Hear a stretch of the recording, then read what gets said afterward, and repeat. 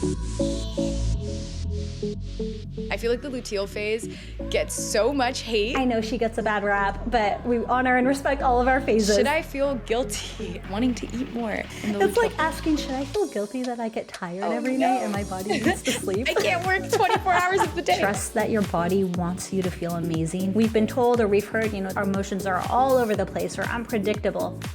When in reality, we're highly predictable. I'm so grateful to have examples like you and so many other women who are speaking about this so early on in my life. When I meet a woman and I'm like, you need to know about this. This would change your life. The dreaded luteal phase. I feel like the internet is filled with memes about the luteal phase, and every girl I know knows what it's like to know that your period is coming because your mood changes, your sex drive changes, your skin changes, you're irritable. All of a sudden, everything feels 1,000 times harder. What's up with the luteal phase? If you've ever beaten yourself up for feeling tired, lazy, or just off before your period, what if I told you that it was not laziness? It's actually your body just speaking to you and trying to get you to listen and to rest. The luteal phase changes everything, from your literal brain chemistry to your energy levels. Knowing how to work with it can literally change your peace of mind and your productivity. And if you've ever wondered, how do I deal with the luteal phase? Am I lazy or am I hormonal, and where is the line? This episode is for you. Hi, my name is Natalia, and I'm the host of the Ask Lively podcast, the show where we're having real, unfiltered conversations about women's health, hormones, and living in sync with your body. Each week, we're bringing on experts to answer all of your questions and give you the knowledge that you should have been taught years ago. We're here to help you take control of your health, your life, and your cycle. Today, we're being joined by Michelle Agudelo, founder of House of Flow. She's a certified fertility awareness educator, menstrual cycle practitioner, and founder of House of Flow. She teaches women how to confidently come off of hormonal birth control and actually address underlying symptoms like PMS, heavy bleeding, and cramps. She also teaches people how to master natural birth control and family planning without fear and achieve pain-free, predictable cycles through a science-based approach. She blends education, nutrition, and cycle syncing strategies in a way that's uplifting, credible, and easy to integrate into everyday life. I'm so excited for this episode. Let's dive right into it. And if you're new here, welcome to the Ask Lively podcast. Michelle, thank you so much for coming on the podcast today. I am so excited to chat with you. Thank you so much for making time. I know you have a busy schedule, so I really appreciate it. Honestly, it's an honor. Thanks for having me. I'm happy to be here. So tell me, how did you get started in cycle syncing? When did you first hear about cycle syncing? How did you make this your career?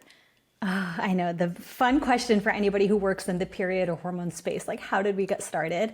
For me, It began in 2019 when I was working in the corporate world. My background is in tech. I was working at LinkedIn, and we had this phenomenal speaker come and talk to all of the women at LinkedIn about our hormones one day. And to be honest, a lot of the things she said went out the ear. She was talking about magnesium, and I was like, I don't even know what that is. But one thing that stood out is she said, you're not supposed to have cramps. And at the time, my cramps were debilitating. So I thought, what are you talking about? So thus began the journey into learning everything I possibly could about our cycles, our hormones. I devoured the book by Maisie Hill called Period Power. And that's where I first learned about cycle syncing. And I immediately started to apply what I learned to my work. Yep. So working with the phases of winter, spring, summer, fall, with the 4 phases of your cycle. And I actually stopped booking all of my presentations, big pitches, prospecting calls during my period. And I was working in a sales role, right? And so you're supposed to be on every day and productive every day. And I was being productive, just in different ways. And my productivity went up. My stress levels at work went down. And that really spurred me to dive deeper into this, because I thought, why doesn't everyone know this? Why isn't every woman in the workforce cycle syncing and also expanding to the rest of our lives? Why aren't we doing this in our social lives with our movement, etc.? So, I could talk about this all day, which is what I do now anyways, but that was my first foray. And it's been the biggest journey and the most fun I've ever had professionally. I just have to say, what a cool career pipeline. I love this for you, but also how cool that LinkedIn, I would never assume that they would bring in a women's hormone specialist. Like that's such a unique like thing. So how cool that like this like one event like pivoted this whole journey for you.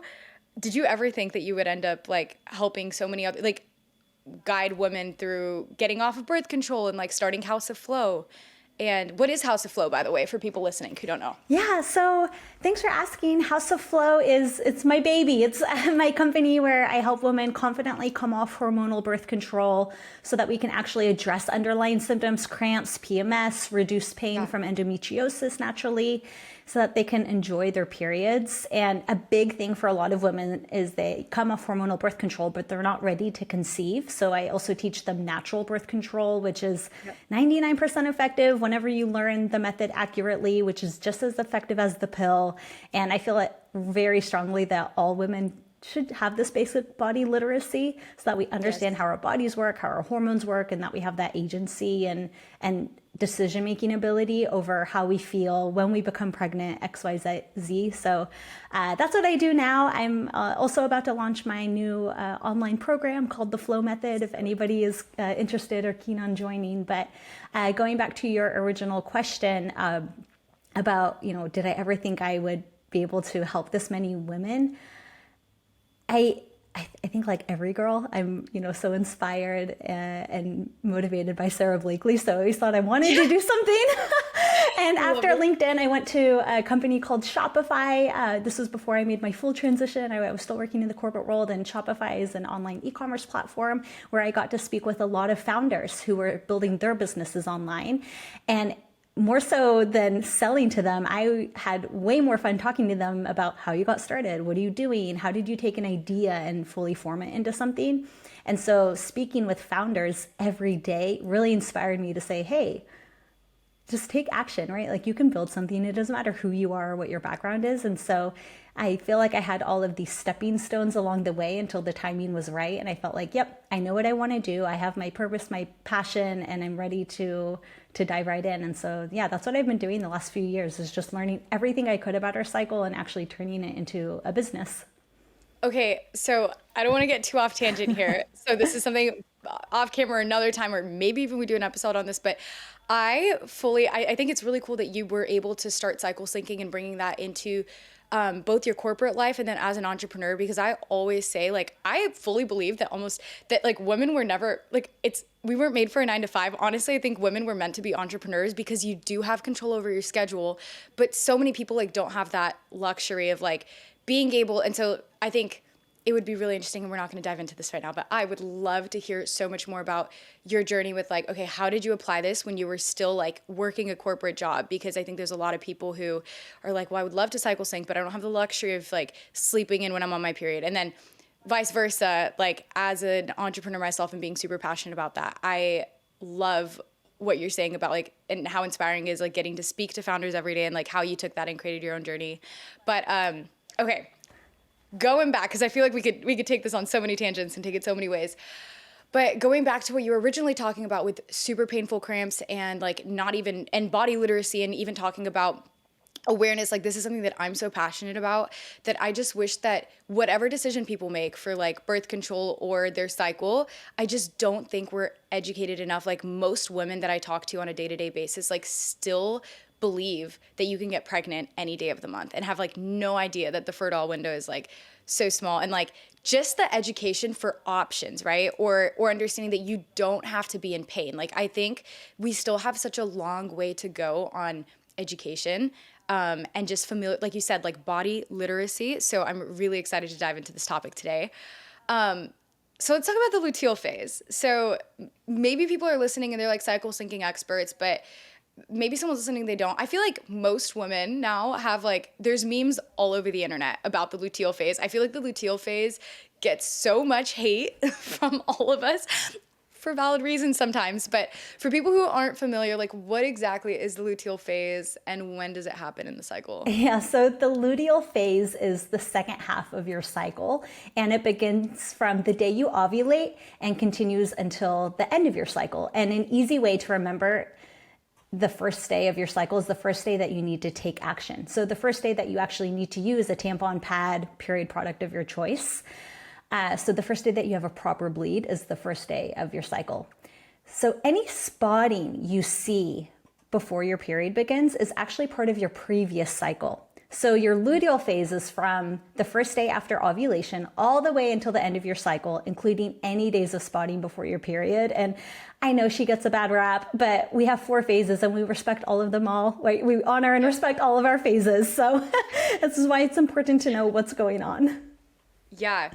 Oh, actually, before we get into this, I have a question. Okay. So is it luteal or luteal for the internet? Like, is there a correct way of saying it? I say luteal, but I've also never been questioned on that before. So, well, I don't know, because I'm like, am I saying it wrong? Like, am I reading it wrong? So I've heard both, and I was just curious if you knew if there was a right and wrong way. But okay, back to the conversation. What are the most common shifts and like symptoms that people experience? Like, what characterizes the luteal phase or the luteal phase? Okay, girls, listen. So if everything is going smoothly and working optimally, you might notice a slight decrease in your physical energy. You might prefer doing a strong or slow yoga or Pilates flow compared to doing a sprint run or a high intensity workout. I think a lot of people know that also because of social media. But you might also notice yourself becoming more analytical. So if there's something on your mind, whether it's in your personal life, at work, whatever, and you're thinking about something that you need to make a decision on, but you haven't made that decision yet, you'll likely find yourself assessing the situation and its weaknesses or cons more during this phase. But that's not a bad thing because it allows you to have that well-rounded picture on like a big life change, instead of just having those rose-colored glasses as if you were in an earlier phase where everything seems, brimming with possibility. However, if things aren't running smoothly and our hormones aren't as optimal as they could be, then this is the time when PMS reigns supreme and she'll poke her head out. And so all of those usual suspects that come with PMS, bloating, cramps, irritability, mood swings, cravings, breast tenderness, whatever it may be, that's when that will flare up and why the luteal phase can get a bad rap. But that's also why we can use our cycle as a sign of health, because if something is off, then we can speak up and say, hey, this doesn't feel the way it could or should be, so now I can seek help. I love that. And what about like energy and motivation? Like, how do those, like, I know you mentioned earlier when you started cycle syncing, like even at your corporate job, like you started like shifting when you would do presentations and meetings, et cetera. Like how does that correlate with like energy and your motivation? Yeah. So looking at the cycle as a whole, the first half of our cycle is characterized by the rise of estrogen. And we can think of estrogen as energy. So it brings about creativity, energy, we communicate well, we're super social. Whereas when we are in our luteal phase, progesterone is the star of the show. And progesterone has a calming effect on our mind and body, meaning that go, go, go energy will start to wane. So when estrogen dips, it can make you feel lower energy or more tired or more sensitive. But note that I'm not saying you're less capable. You just feel lower physical energy. And I want to call out that our motivation looks different, but it doesn't necessarily dip. So again, in our first half of our cycle, your motivation can look like you being highly motivated to be social, highly motivated to go for that run, highly motivated to dream big and set ambitious goals. Whereas in our luteal phase, that motivation transitions to getting things done. So after all the brainstorming and creativity and group work that you did in the first half of your cycle, now you're more focused and it's easier for you to just sit down, get things done. You can sit at your desk all day and enjoy that type of work because you're not trying to pop up, every 10 minutes to chat with your friends or scroll through the 20 different tabs you have open on your computer screen. So you're more motivated to do solo type of admin focused work. I love what you're saying about like your motivation not necessarily depleting, but just shifting like the type of work. So can you kind of walk us through like what kind of work should I be prioritizing like in the first phase versus the second phase when I'm led by estrogen and then progesterone? Yeah, so estrogen again gives us that characteristic of thinking big, setting those ambitious goals. Everything feels possible. So that's a really great time for brainstorming. If you're in projects or teams or pods, this is a great time to say, hey, everybody get together and let's use this to my advantage or our collective advantage and see what we can come up with. Whereas in the second half of your phase, because you are transitioning from that type of, lofty, ambitious dream type of work to the getting things done work, which is also equally as important, right? We don't want either or. We want both types of skills to show up in our work.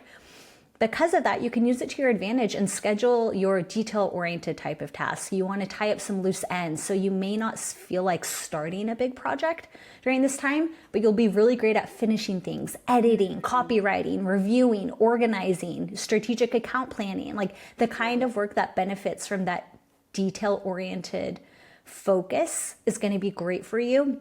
If you are in a sales capacity, I always say use this to your advantage and do your negotiation during this time because you're clear, you're direct. You don't really have the time or patience for any BS, so you're very to the point. Obviously coming off as confident in that regard, and being able to paint the pictures and just wrap things up. Whereas if you are in other types of roles, I'm just trying to think, even if like say you're a creator or an entrepreneur, whatever it may be, again, you can use this to your advantage if you're mapping out your quarter, your month, your year, whatever it may be. And instead of saying, hey, I'm going to have, 5 meetings back to back, instead, what I'm going to do is set this as like my solo time or have one day dedicated where I can just heads down and actually get things done. Before we dive back in, I just wanted to say this. If you've been learning from these episodes, loving the guests, or just feeling seen from these conversations, do us a quick favor and please tap the follow button wherever you are listening to this. It helps us more than you know, and it means the world to us. When you follow the show, that lets us bring on even more experts, answer the questions that you care about, and keep growing the lively community with the support that you deserve. That's it. That's the ask. One tap to follow us is a huge step in helping more women understand their bodies. Okay, now grab your tea, your matcha, your coffee, and let's get back to the episode. I think because so much of the world is like oriented to like a men's 24-hour clock, it's really empowering to realize that like cyclical ways of living, like you said, can actually make you more productive. And a lot of times when you're running against it, like I think in the beginning, people get worried, well, if I'm not taking meetings 24/7, or if I'm not like on 24/7, like I'm going to lose productivity. And I know you mentioned like when we were first talking in this episode that once you started making the shifts, like your output actually increased, not decreased. So yeah, how do you kind of feel about our cultures? Like, I feel like we have a lot of like hustle culture, like always on, like guilty for resting.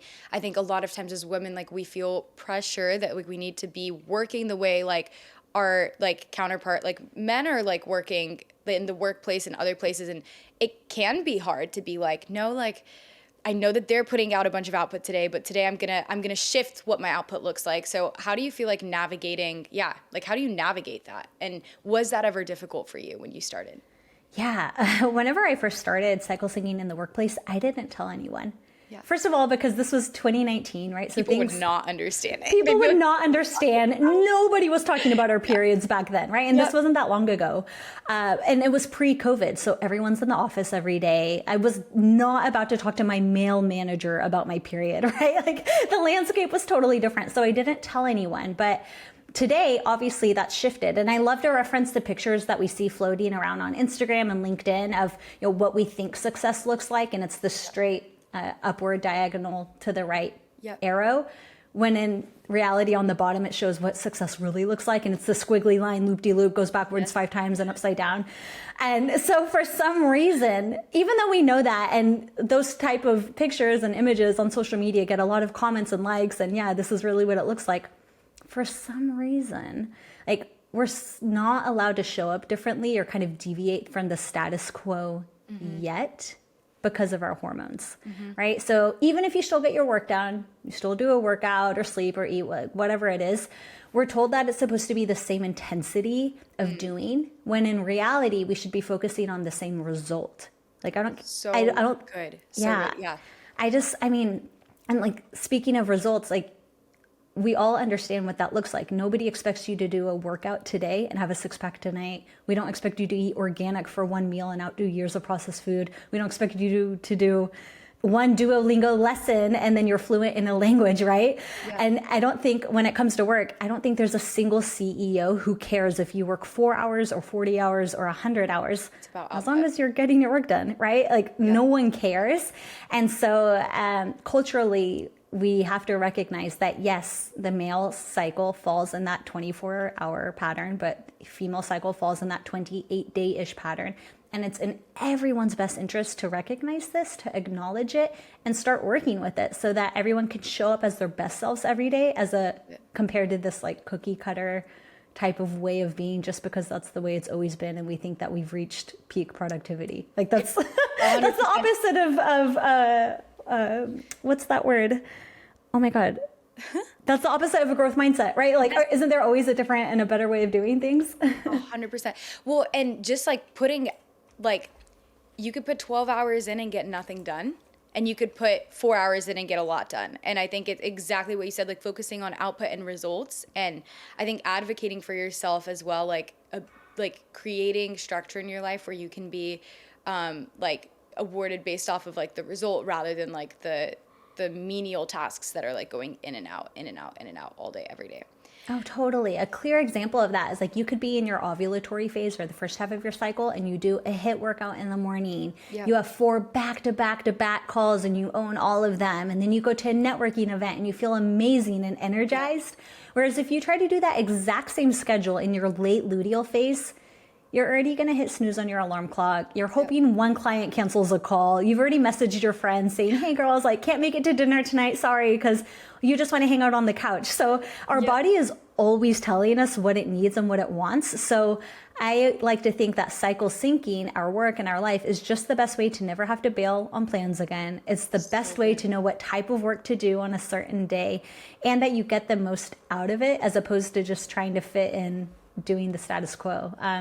And I think that's, this, we could call it like a mismatch of where we're trying to push harder when our body's actually asking us to switch gears. Like that's a big cause of PMS, which just exacerbates and makes symptoms even worse when this season or this phase of our cycle doesn't have to be that way. So good. So with that being said, like, do you have to, I want to touch on that super quickly, but like, do you have to experience PMS? And like, have you seen like a lot of clients and like women that you work with, like see differences in their cycle when they start putting this into practice?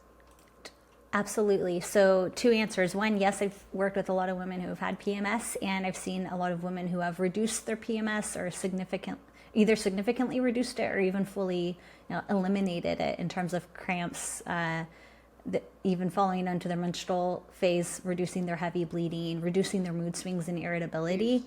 I was just talking about this on the other day, but I think we like to overcomplicate things where we think, cycle syncing has to be this rigid, must do, must eat, must not move, the rule book that like it's a rule adds book to your life. Yeah. Totally. When in reality, it's finding out what works for you and leave the rest. So a commonality, I feel kind of comfortable saying this as a blanket statement.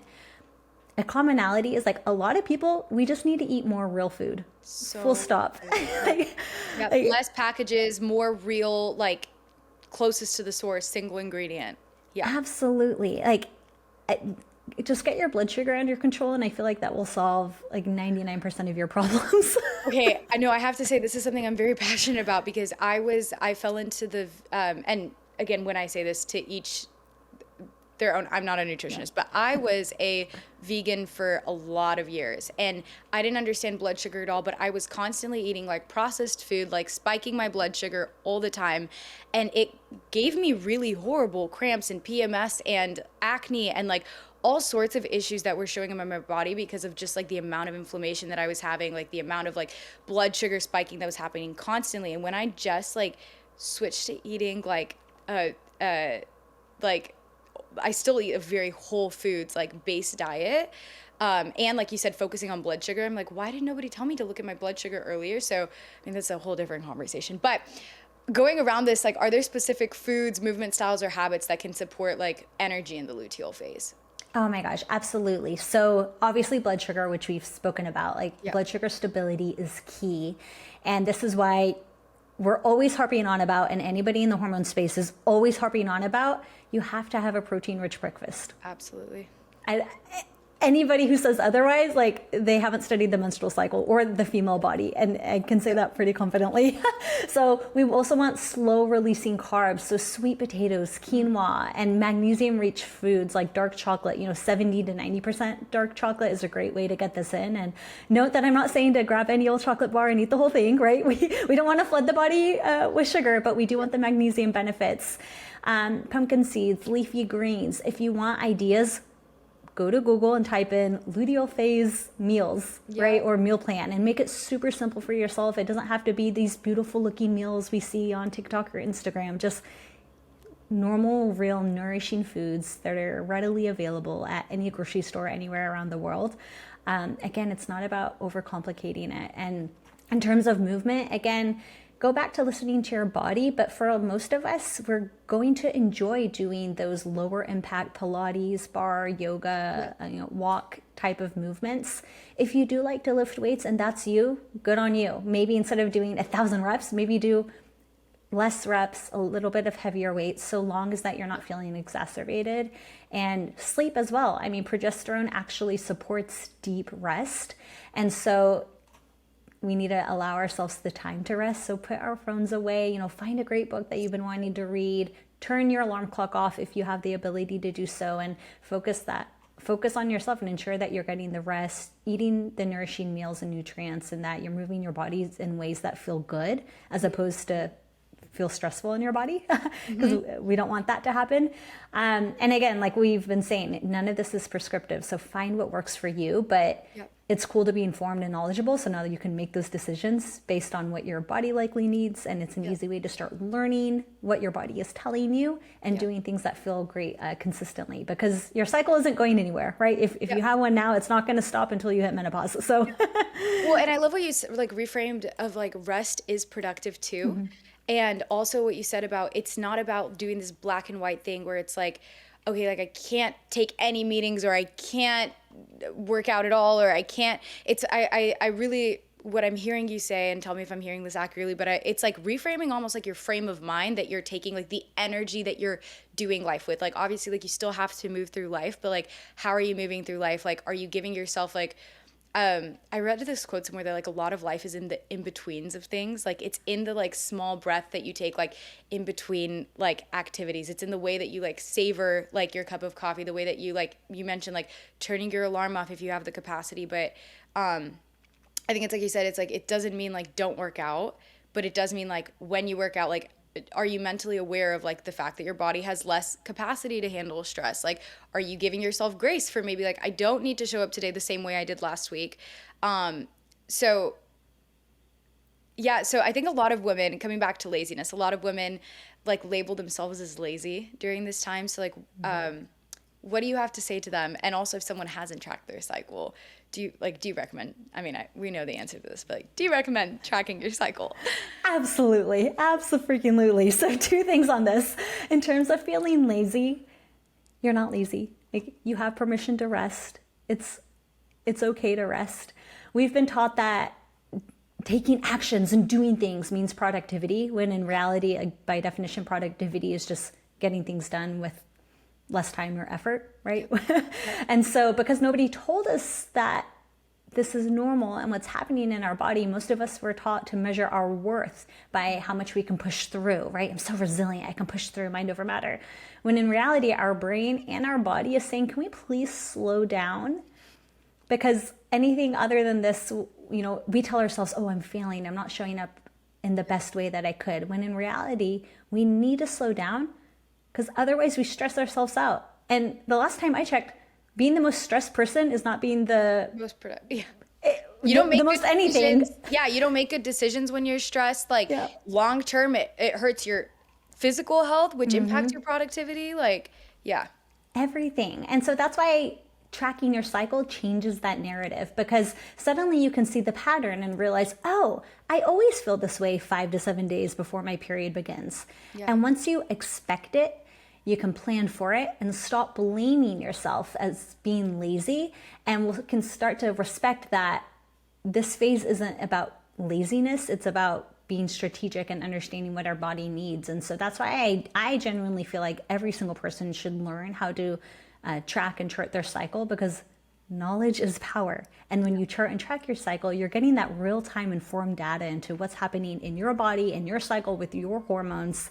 And you don't have to guess or push through or be frustrated. And instead you can say, no, I know exactly what's going on. The same way, oh my gosh, the same way, if our stomach grumbles, we think, oh, I'm hungry, maybe I should eat. If our mouth is dry, we think, oh, I'm thirsty, maybe I should drink. If we yawn, we think, oh, I'm tired, maybe I should sleep. For some reason though, we can have these crazy irritable mood swings and cramps and be in pain, and we're just like, this is what it just sucks to be a girl. It's just what it is, right?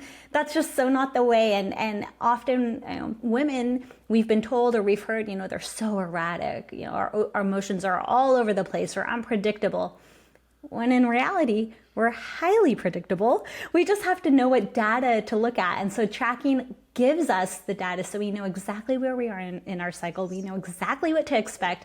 And now that we have our own data, wouldn't it be weird not to use that to our advantage, to make decisions, to set expectations both for ourselves and to plan our schedule? And I just love the saying, I am hormonal. Like, yes, I am hormonal. Thank you for recognizing I'm human, I'm hormonal, and what's up? I love that. It's so funny because what you're saying is, it sounds so obvious. Honestly, I feel like most of the things that like change your life are like so basic. Like they're so obvious of like you were saying, like, oh yeah, like if my body is saying something to me, like I listen to it in every other area. Like if someone was like, my head hurts so bad, you're like, well, have you drinking water? Like you would be like, well, that's dumb. And yet we don't do that for our cycle. And so I love the way you frame that. I think that's so powerful as a way that it's like, hey, like this isn't like some like woo woo, like only women with too much time on their hands should look into this. It's like, if your body is telling you something, like the logical thing would be to listen to it. And to the productivity as well, like I love, like in I always think like with business especially, or like with work, like I want to build something that I can do for a long time, because it's like it's time. Like nobody becomes successful doing something really intense for 2 weeks. Like that's just not how it works. Like it's like, how can you stay in the game long enough to like make enough mistakes to learn those like solutions and answers? And expertise really comes with like staying consistent with something and mastering it over time. And you can't do that if you're always like sprinting. Like you're going to burn out, and it's going to be the worst thing for you, and your body's going to crumble and your mind's going to crumble. And it's like, if we can reframe productivity as the same way of like, the most productive thing I can do is like live in a way where I could sustain this for my entire life and not be miserable doing it. I'm so grateful to have like examples like you and so many other women who are speaking about this so early on in my life. And I'm like, I really, really wish that like when I meet a woman and I'm like, you need to know about this. Like this would change your life. And I just like wish everyone like it's the greatest gift. I wish everyone knew about it. I love that. And you're doing it. I mean, you're hosting this podcast, right? So Okay, we're going to get back to the conversation really quickly. But first, I want to take a brief moment to tell you about a tool that can really help you with understanding your body. If you've ever wished that you could truly understand your body, Lively can help. It's the most personalized women's health companion for your cycle, hormones, and every stage of womanhood, from your first period and pregnancy to menopause. Finally understand your cycle phase and what your body needs, sync your workouts and nutrition, plan for pregnancy, and make sense of your hormones with tools made by women health experts. Get daily tips for your energy, mood, and well-being, plus a private space that your partner can use to better support you. All with privacy that you can trust. Trusted by millions of women worldwide. Try it free for 7 days on the App Store or Google Play. Search Lively, create your account, and start living in sync with your body. I use Lively. I love it. I've used it for multiple years now, and it is probably my favorite tool that I have. Okay, back to the episode. Before we start wrapping up this conversation, I kind of want to touch on the food aspect of this, because I think talking about kind of cultural shifts that have happened, I think something that's always been really popular for women is, like we talked about before, like a protein-rich breakfast. Now it's becoming popular, but for a long time it was like, eat as little as possible, starve, like don't, like be as small as possible. Like most women were, I don't know, I think about like the 90s diet, and it's like cigarettes and coffee, like just like stay as a, yeah. So I guess coming and talking about food I think a lot of women still feel uncomfortable with the fact that like in your luteal phase, like you're hungrier. You're hungrier and you need more food. So can we kind of talk about that? Like, should I feel guilty for having a larger appetite and like wanting to eat more in the luteal phase? It's like asking, should I feel guilty that I get tired every night and my body needs to sleep? Oh no. I can't work 24 hours of the day. Anyway, yeah, no, it's a silly question, but I feel like it's a real back to like the irrational sometimes like patterns we live by. I feel like truly like it sounds silly, but it really is something that so many women deal with. Oh, totally. And this is so important. This is something that's not talked about nearly enough in the hormonal space. And I want to shine a light on it. It's our mental voice that speaks and criticizes ourselves the most during this phase. And we hear a lot about how irritable we can be. We get upset with our partners. We don't have patience for other people. And that's all outward facing. Whereas I want to take a moment and go inward for this example, and specifically whenever it comes to food and needing more. So I had a client one time and we began charting and tracking her cycle, and she never liked to eat breakfast. She told me that, I don't like breakfast. I'm not hungry in the morning. She had blood sugar imbalances, PMS, breast tenderness, the whole lot of it. And so we started talking about easy ways to incorporate eating breakfast into your routine. And in one session, out of nowhere, she shared, I don't want to eat because I think I look fat. And I'm so bloated, so I don't want to eat anything. And it's zeroing in on the, I think I look fat, so I don't want to eat, that so many girls silently have. Yep. Yet we don't call out, and it's not talked about, but it's so prevalent because nobody is immune to this. We all grew up in the 80s, 90s, early 2000s, whatever. We're all on social media. We're all on Instagram. We've all seen the magazines. I don't care what language you speak or what country you live in. We've all been exposed to this, and it's been engraved in our heads silently since we were little. And it was in this recognition of, well, hey, in this phase, in your luteal phase, and we have to look at the cycle as a whole, of course, but specifically in this phase, your body literally needs more food to function, like 300 calories more, at least, give or take, but forgetting the calorie counts, if anything, now is specifically not the time to undereat. And it seems blunt, but changes don't happen overnight, but it's the knowledge, the data, the understanding of what's happening in our cycle and why our body needs certain nutrients, movement, rest, etc., that allows us to choose how and when and why we are doing the things we do. And so that was super powerful because she was able to change her self-talk from I'm fat, or if only I didn't eat X, or if only I had more willpower, to being like, oh, hey body, lovely to see you again. I understand we're in our luteal phase. That's great because it means that I ovulated, but now I can just make some simple tweaks. And obviously these changes happened over time, but it changed from a conversation of, oh, I have all of these symptoms and PMS to understanding what's causing the symptoms, and then isolating what's causing the friction to take action to reduce those symptoms and reduce that mental chatter in our head. Because you can take all the supplements in the world, but you can't out-supplement a poor diet or no diet if we're not eating. Yep. And so I think that's super important that we recognize the varying ways that having this knowledge and respect of our luteal phase and honoring what our body needs allows us to override the voice that says, you're not doing enough, or you're not doing it right, or you're, for whatever reason, lacking, and instead helps us to understand, well, actually, why do I feel this way? And what do I have in my control and in my power? And I have a lot of choice of what I can do to feel better and allow my body not to freak out. So that was one of, to date, that was one of the most powerful aha moments I had with the client, because when I felt, it was nice that she felt so safe that she could say that, but also helped me realize, oh my gosh, how many other girls, myself included, all have had these thoughts, and how can we use that as a way to honor and respect and give our body what it needs, instead of listening to this thing in our head that's like totally made up. No, it's so true. And it's so like easy to fall into these like disordered patterns of like eating or thinking.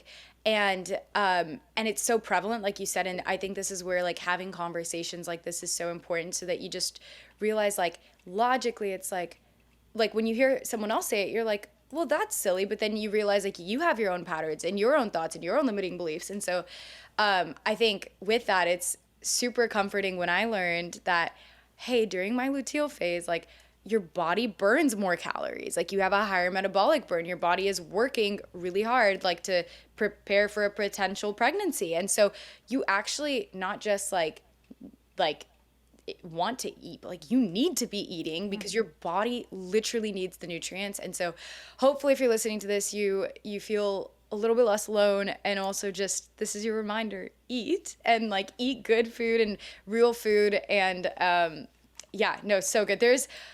I love talking to you. There's like so much that we can talk about.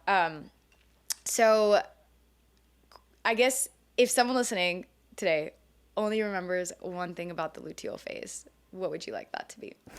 It's not supposed to suck. The luteal phase gets a bad rap, but that's only if you have a ton of symptoms. So if your cycle is healthy and your hormones are optimal, you won't feel these intense mood swings or behaviors. And it can really be a time of rest and nourishment and focus and calmness.